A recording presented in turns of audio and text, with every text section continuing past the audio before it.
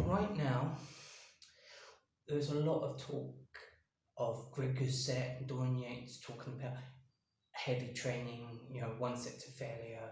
You look on the internet, it's all about, all this macho talk about that this HIIT training is the only way to train, and that, it's a lot of like blowing smoke up each other's backside, really, and it's a lot of macho stuff, but no one's really talking about it in depth. It's just a lot of noise, right? Because Dorian Yates' heavy training one set to failure is totally different from Mike Metzer's training. Mike Metzer's training is totally different from Arthur Jones. Now, people might not know who Arthur Jones is. Arthur Jones, at the time, there was only, majority of the gyms were only using barbells and dumbbells were the main sort of exercise you did in the gym. Now, Arthur Jones came up with and developed arguably the best fitness equipment in the world, the Nautilus machines. Now, he was trying to promote and sell his machines, right? He was a Greek con artist, right? He was trying to sell people a product, right? He wasn't trying to sell the idea of training. He was trying to sell his product. He came up with this one set to failure principle, but he had to promote his machines as being superior to free weights. He had to come up with a way of trying to make people believe that if you buy these machines, that you could look like Steve Reeves, Reg Park, young Arnold when he was first coming onto the scene. He wanted people to believe that if you use those machines without using free weights, because free weights are hard, they're dangerous, they're too hard to use, they're taxing, they're not very good for your body. He was trying to promote all that image, right, that you could do his training. Now, he was, like I said, a great con artist and a great salesman. He got the idea, he got a gifted bodybuilder. These type of bodybuilders who are like the 10% of genetics. So if you have 100 people, there will only be one person out of that 100 will have the genetics to build big muscles. Now, this bodybuilder he picked was not on steroids at that time. He came off steroids, right? So when he had his picture taken before this big campaign of his Nautilus program that he was promoting, he looked totally different after doing about, I can't remember how long the program lasted, but the two pictures were hugely different. And everyone was sold on the idea that Nautilus, once set to failure on a machine, was superior to barbells and dumbbells. But this is where the con came in, that not only was the guy naturally gifted, he was started with his cycling of steroids. He increased his steroid cycle as the program went along. So if anyone understands steroids, if you are genetically gifted and you add steroids with good training and any muscle stimulant, it doesn't have to be a machine, any muscle stimulant, you will get results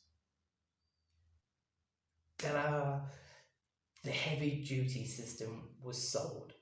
Now, Mike Metzer, before he met Arthur Jones, was doing volume training.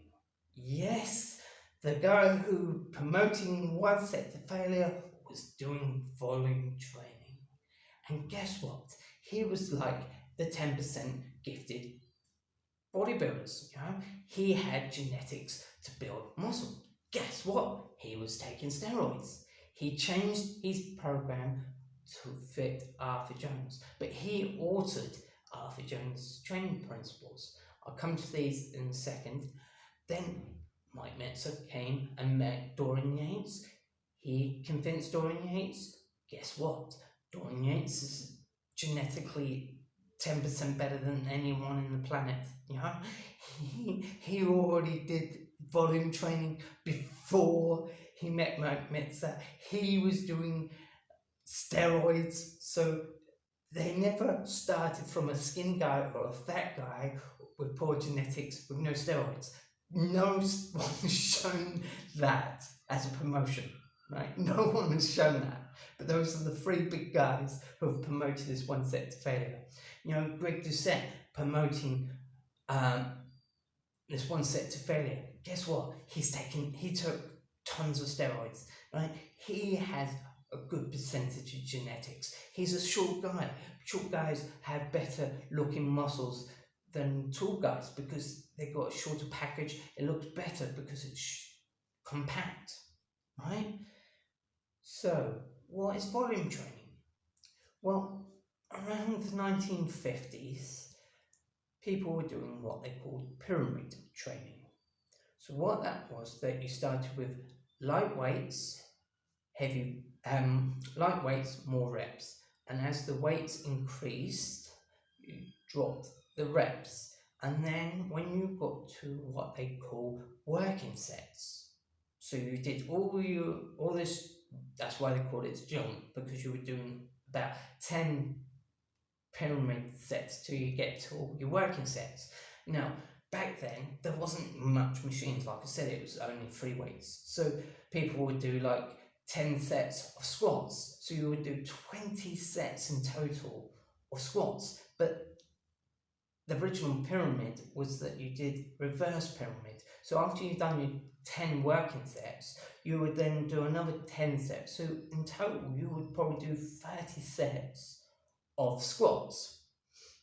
So it's like nearly 2-hour workout. That's why Arthur Jones' principle of, go to the use machine was superior, because he was trying to promote that you do less time in the gym. Does this sound familiar to anything?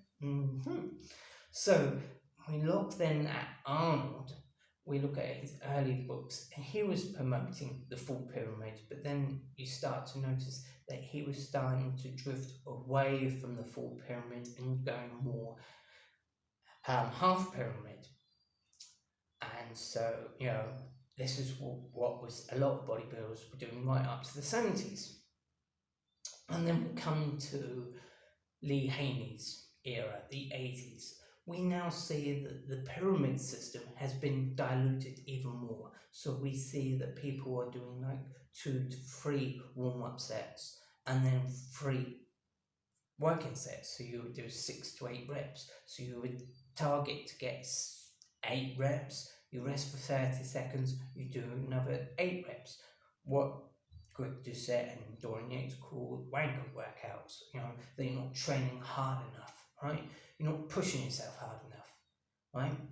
Volume training, right? Jay Cutler, he mentioned that he didn't train to failure all the time. He had reps in reserve. So we look at it, one set, but now has always been one set versus volume jump training. But let's look even further. Let's go back further in time. We look at the 18th century, the 19th century. Before bodybuilding and powerlifting and all this, there was only weightlifting or strongmen. And guess what? They would perform 1-out exercise with all-out effort. So that would be like lifting a person, lifting a car, lifting weights. They would do all out, one effort, bang. So we can see that strength training has always been 1 out or set. But then there was a guy called Shadow, I forgot his name, it's Ed, the original Godfather of the Shadow. He built his body by doing strength training, by doing 1 all-out set. But then he introduced high volume training with light dumbbell system, 20 reps or more with light dumbbells, the birth of bodybuilding. So we can say that strength training has always been 1 all-out effort. Building muscle has always been volume training with higher amount of sets and reps and so forth. So they both live in a parallel universe, both work. Right, so let's get to the difference between Arthur Jones, Mike Metzer, and Dorian Yates training programs. Now, Arthur Jones was promoting one exercise for one body part. So you would pick one machine, so say the lat pull down, and you would do as many reps as you can until you can't move the weight. One set, that was one set to failure, right? So it was like a little circuit training, and he was promoting that you do that once, and then you have like about 4 to 5 days rest, and then you repeat the program. There was no warm-up sets, there was no pyramid sets, you just do one out, all effort on one machine for one muscle group. That's it, you only did one exercise for one muscle group. Now, Mike Metzer's training principle was totally different. He believed that you should at least do one or maybe two warm-up sets to stimulate the muscle, to waken up the muscle. Now, Mike Metzer's principle was again totally different. He wasn't promoting machines, he was promoting machines and free weights. He was promoting the idea that you either use one or the other or both in the same workout. Now, his training principle also was different. He was promoting that instead of doing one exercise for muscle group, that you do at least two exercises for a muscle group, maybe one for your biceps. That was it, right? He was promoting that, but his rest period was totally different from Arthur Jones. Mike Metzer was promoting more rest. So you would probably go into the gym, do about 30 minutes of a workout, and then you would rest for about 7 days, and then you would hit another exercise body part for another 30 minutes, and then you rest for another 7 days, and then you train again. Right? So it was less training, more recovery. Now, with Arthur Jones and Mike Metzer, they both didn't promote cardio. They didn't want you to do cardio at all on your rest days. So all you did on your rest days was that you ate. Yeah. So, of course you're going to grow if you're going to just eat all the time and do zero exercise. Yes, I'm sorry if that upsets people, but that's the truth. If you're not going to put enough effort into the exercise, but you're going to eat more, you're going to grow, but not the growth what people think, right? Okay. But Dorian Yates took a different approach to Mike Metzer. If you read his book, Blood and Guts, and if you watched Dorian Yates' Blood and Guts original video, what did Dorian Yates do? Instead of doing 1 or 2 warm-up sets, he was promoting 2 to 3 warm-up sets. And the thing was, yes, he was training to a set of failure, but he did something else different. He trained beyond failure. So if you can't get to the 8th rep, he would have a training partner to help him get 9, 10, 11. He would do other advanced training techniques, rest, pause. So he was taking his set beyond failure. He was training beyond failure. But the thing was, Dorian Yates was still doing volume training because he was doing 5, maybe 6 exercises for his big muscle groups, maybe 3 or so for his smaller muscle groups. This was totally different from Arthur Jones. This is not Arthur Jones' original 1 set to failure. This is not Mike Metzer's original program. This is a Dorian Yates version of Mike Metzer with volume training, but with less. Yeah? So doing less, but they're still doing more. Right. Okay. Now, let's understand the principle as a natural bodybuilder. Right? As a natural bodybuilder, you're a beginner, going to the gym, right? You don't know if you should be using free weights or machines. Most people are now promoting machines. Like I said, Arthur Jones was the original concept of the idea that machines are better than free weights. We are seeing this in every gym now. There's more machines than free weights.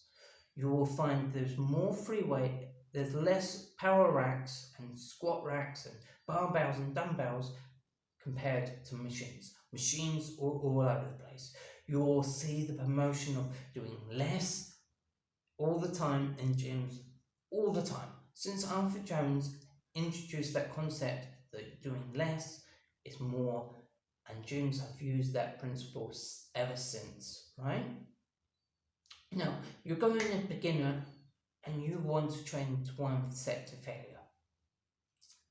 Do you know what your maximum weight is? You're a beginner, you've never used a machine, you've never used a dumbbell, you've never used a barbell, right? Anything you do will stimulate muscle growth as a beginner because your muscles have never been tested, they've never been trained. So that's why they say beginner's gains. After a year of training, you will get the best results. So if you're doing one set and you're thinking, oh right, I'm doing one set to failure because I can't lift this, because I've done 6 reps, I can't lift this, I've trained to failure.